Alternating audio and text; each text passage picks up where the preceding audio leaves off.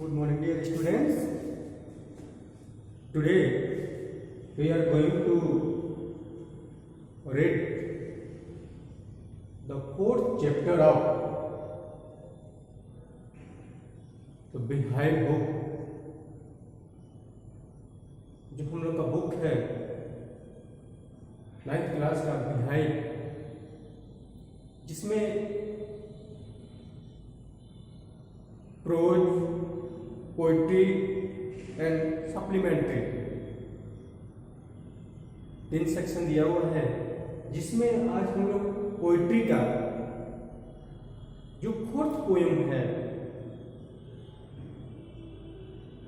The lake Aizawl of Innisfree का अध्ययन करेंगे, जिसको कंपोज किया है W.B. Yeats. So start this poem. इस पोएम को स्टार्ट करने से पहले थोड़ा सा we are going to discuss about W.B. Yeats. W.B. Yeats का जो फुल नेम है William Butler Yeats, was belongs to Ireland. वो आयरलैंड से बिलोंग करते थे, जिसको इरिश कहा जाता है। तो W.B. Yeats was an Irish poet and one of the most foremost figure of 20th century। यानी जो विलियम बटलर येट्स थे वो 20th सेंचुरी से बिलोंग करते थे और अपने टाइम के ही वाज जो famous poet at that time. उस समय वो बहुत फेमस, अपने समय के फेमस पोएटों में से एक थे और स्टूडेंट, यानी उन्होंने बहुत अच्छे वर्क लिखे हैं, बहुत फेमस वर्क लिखे हैं। और उसी में से एक जो उनका वर्क में जो पोयम है जिसका अध्ययन हम करने जा रहे हैं, it's a very interesting poem and modern poem.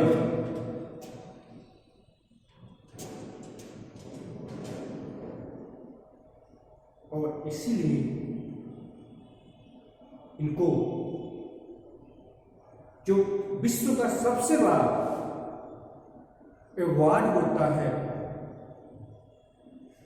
Nobel prize, he was awarded Nobel prize in 1923, यानी 1923 में उनको नोबेल प्राइज से अवार्डेड किए जाते हैं, नवाजे जाते हैं, पुरस्कृत किए जाते हैं William Butler Yeats. So this point are keep in mind. इस बिंदु को हम लोग माइंड में रखेंगे कि जब भी विलियम बटलर येट्स की बात आती है तो कोई भी हमसे क्वेश्चन कर सकता है कि विलियम बटलर येट्स किस कंट्री से बिलोंग करते थे और किस अवार्ड से उन्हें अवार्डेड किया गया था। So Nobel Prize in 1923. So now we are going to start a interesting poem, The Lake Idle of Inisfree. Why William Butler Yeats select this poem? And why give this title The Lake Idle of Inisfree? The lake means you know very well. Idle means a place, a tapu, एक टापू of Inisfree। Inisfree is a name, उस टापू का जो नाम है वो Innisfree है, जो कहीं चारों ओर से नदियों में घिरा होता है। उसे हम टापू कहते हैं। और जो इनिस्फ्री है वह एक टापू है जो आयरलैंड में है। और जो पोएट है वो वहां पे उनका जो बचपन है वो बीत चुका है। बट नाउ, लेकिन अब जो पोएट हैं वो वहां पे नहीं है, अब वो लंदन सिटी में आ गए हैं और वह लंदन सिटी में चकाचौंध की लाइफ सर्वाइव कर रहे हैं। और जब हम जानते हैं कि आजकल की जो हमारा लाइफ स्टाइल है वो एकदम मॉडर्न एज में है, जो हर एक हम कह सकते हैं कि रेस लगा हुआ है कि कौन कितना फास्ट रन कर रहा है, दौड़ रहा है, जिसके पास उस दौड़ में पीछे देखने के लिए किसी पास टाइम नहीं है। यानी रेस लगा हुआ है और उस रेस में पीस कहीं नहीं है। देयर इज नो ट्रंक्विलिटी, वहां पे कोई पीस नहीं है। There is no affection with God, यानी वहां पे भगवान के साथ कोई संबंध नहीं है, रिलेशन नहीं है। सभी लोग दौड़ में शामिल हैं और वो इतने व्यस्त हैं कि शायद उन्हें कहीं शांति नहीं मिल पा रही है। और इसीलिए जो विलियम बटलर येट्स हैं, इस पोएम के माध्यम से, इस लिरिक के माध्यम से, दिस इज अ लिरिक, इस लिरिक के माध्यम से हमें यह बताना चाहते हैं। लिरिक का मतलब होता है एक बहुत शॉर्टली पोएम होता है जिसके माध्यम से एक सिंगल व्यू को बताया जाता है। तो इस पोएम में जो इसका मेन थीम है वही है पीस, ट्रंक्विलिटी, जिसके लिए जो व्यक्ति को आजकल नहीं मिल पा रही है। और कभी यही बताना चाहते हैं कि इस चकाचौंध भरी जिंदगी में हमें शांति कहीं नहीं है और उस शांति के लिए मुझे अपने बचपन में जाना पड़ेगा, जो एक टापू पे जहां हम रहते थे इनिस्फ्री, शायद वहां पे जाऊंगा और मैं अकेले रहूंगा। वहां पे और कोई नहीं रहेगा, केवल गॉड रहेंगे, नेचर रहेगा और मैं रहूंगा जहां पर मुझे शांति मिले। यही इस पोएम का मेन थीम है। So let's begin to start. I will arise and go now, and go to Innisfree, and a small cabin built there, of clay and wattles made. 9 mil road will I have there, a hive for the beehive, honeybee, and live alone in the bee loud glade. In the first stanza, in this poem there are 3 stanzas in 12 lines. इस poem में 3 stanza है और जो poet है वो first stanza में बता रहा है कि I will arrive and go now. यहाँ पे आई विल अराइव मतलब मैं खड़ा होऊंगा और जाऊंगा। मतलब कि क्या, कि मैं इस लंदन शहर में मैं रह चुका हूं और रहकर मैं हर चीज से वाकिफ हूं। आई नो एवरीथिंग, मैं सब कुछ देख चुका हूं, लेकिन यहाँ पे there is no peace, there is no tranquility, यहाँ पे कहीं शांति नहीं है, यहाँ पे कहीं नेचर नहीं है, यहाँ पे कहीं गॉड नहीं है। अब मैं कहाँ जाऊंगा शांति के लिए? इनिस्फ्री जाऊंगा। तो वही कह रहे हैं कि I will arrive and go now. अब मैं समझ चुका हूँ, लंदन शहर से मैं क्या हो जाऊंगा, खड़ा हो जाऊंगा, मतलब अब मैं तैयार हो जाऊंगा, अब मैं इनिस्फ्री जाऊंगा, लंदन शहर को छोड़ दूंगा एंड गो टू इनिस्फ्री। कहाँ जाऊंगा, इनिस्फ्री जाऊंगा। And I small cabin build their, और जब मैं वहां जाऊंगा, इनिस्फ्री जाऊंगा, तो वहां पे मैं एक कैबिन बनाऊंगा।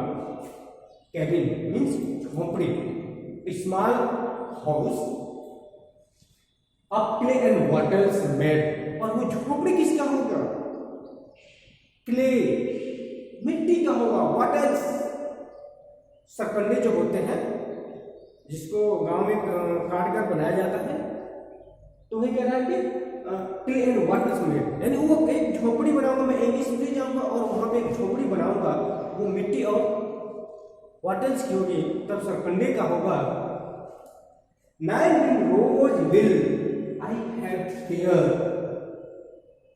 9 रोज, 9 मतलब 9 बीन्स मीन्स सेम होता है।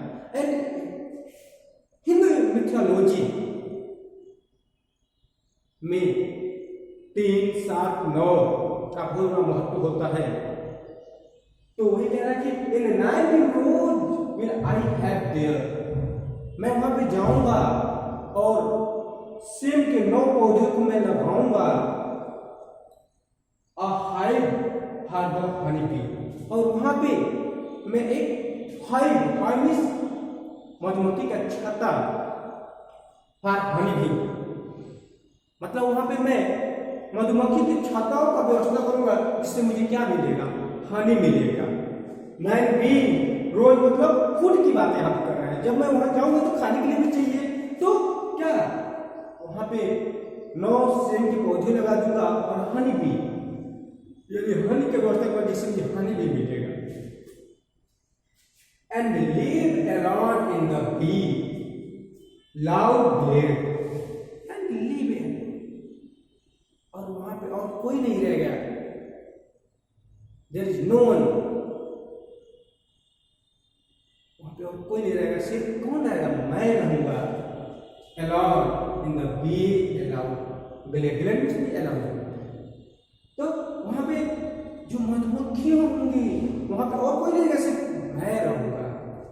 इन the second stage and I shall have some peace there, और जब मैं वहां अकेले रहूंगा तो मुझे क्या प्राप्त होगा, मुझे क्या मिलेगी, I will get some peace, some tranquillity, I shall have some peace there, वहां पे मुझे क्या मिलेगी, शांति मिलेगी। हर पीसेज ड्रॉपिंग स्लो, और वो जो पीस हमें मिलेगी वो कहां से, ड्रॉपिंग स्लो से मिलेगी, dropping from the wings of the morning to where the cricket sings, और वो ड्रॉपिंग स्लो कहां से आएंगे, dropping from the wings of the morning, wings means हम लोग जानते हैं घूंघट होता है, but what is the meaning here, यहाँ घूंघट से मतलब नहीं है, यहाँ कह रहा है wings of the morning, यानी सुबह के समय घूंघट का मतलब होता है यहाँ पे, here wills refers to what, dew, कुहारा, यानी जब हम सुबह के समय जगते हैं तो देखते हैं कुहारा जब पूरा लगा रहता है, हमको घेरा रहता है, जैसे कहीं कुछ दिखता नहीं है, तो वही बात हो रही है कि वहां पे चारों तरफ कोहरा होगा। तो वही कह रहा है कि dropping from the veils of the morning, यानी सुबह के समय जब चारों तरफ से कुहासे होंगे, to where the cricket sings, और जब उस समय जो क्रिकेट सुनते हैं, क्रिकेट मीन्स इंसेक्ट, यानी जो कीड़े होते हैं जो आवाज निकालते हैं, वही कह रहा है कि वेयर द क्रिकेट सिंग्स, और उस समय at that time in early morning, जब चारों तरफ से क्या होगा, कुहासा हमको घेरे रहेगा चारों तरफ से, और उस समय जब क्रिकेट सिंग्स करेंगे, जब वो गाना गाएगा, जो उसकी आवाज है वो मुझको क्या देगी? शांति देगी, पीस देगी। And there midnights all the glimmer and noon of purple glow and evening full of the linnets wing। फिर क्या कह रहा है कि there midnights all the glimmer, आधी रात को, midnight मीन्स आधी रात को, all the glimmers glimmers यानी जब आधी रात को, जब चंद्रमा जो मून है वो क्या करेगा? ग्लिमर करेगा, चमकेगा चांदनी रात में।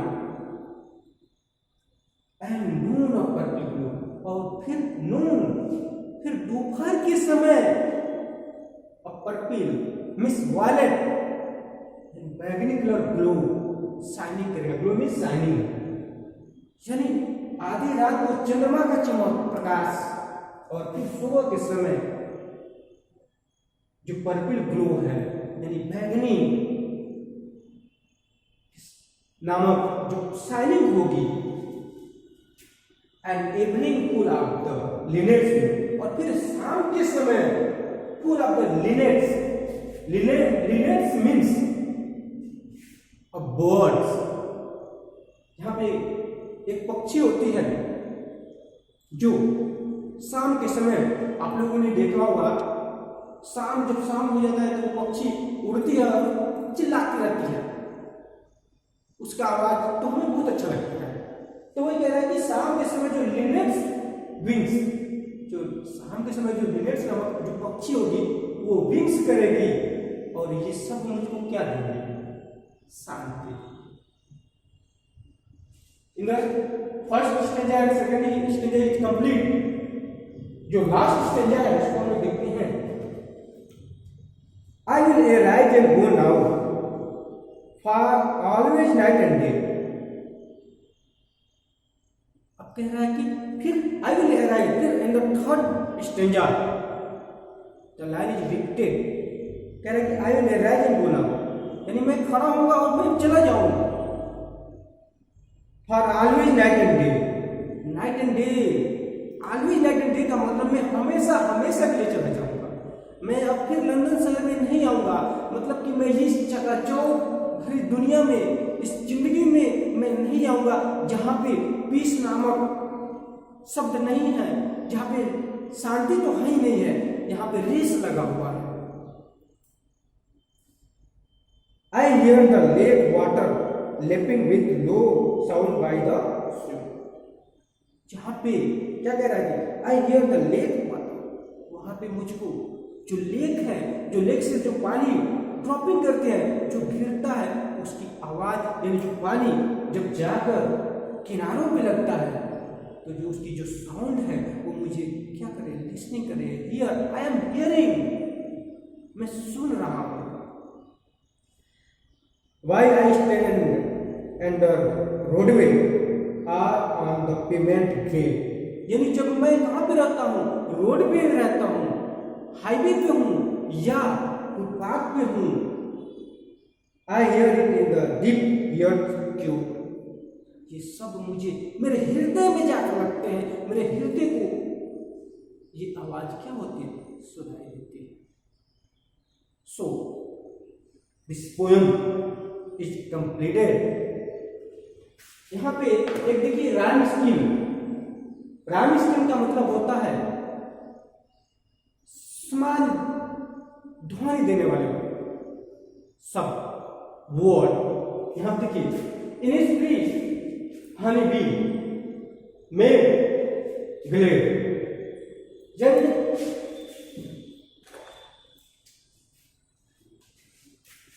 इसका जो साउंड है इससे मैच कर रहा है, और जो इसका साउंड है वो इससे मैच कर रहा है। मतलब हम इसको कहते हैं ए और इसको कहते हैं बी। फिर फिर इसको इसको कहते हैं ए, फिर इसको कहते हैं बी। तो इसका जो राइमिंग स्कीम है वो क्या हो जाएगा, ए बी ए बी। फिर यहां पे इसका देखिए स्लो या सिंग्स है, फिर इसका ब्लू एंड विंग्स। तो फिर स्लो विंग्स, इसका भी होगा ए, इसका होगा बी, फिर इसका हो जाएगा ए, फिर इसका हो जाएगा बी। तो इसका भी हो जाएगा ए बी ए बी। और जो लास्ट जो स्टैंजा है वो भी हमारा राइमिंग स्कीम सेम है। तो जो स्टैंजा है इसका जो राइमिंग स्कीम है A B A B. So I hope यह पोयम आपको अच्छे तरह से समझ में आया होगा। इसको समझने का प्रयास कीजिएगा। नेक्स्ट क्लास में हम लोग इसका होमवर्क करेंगे। ओके।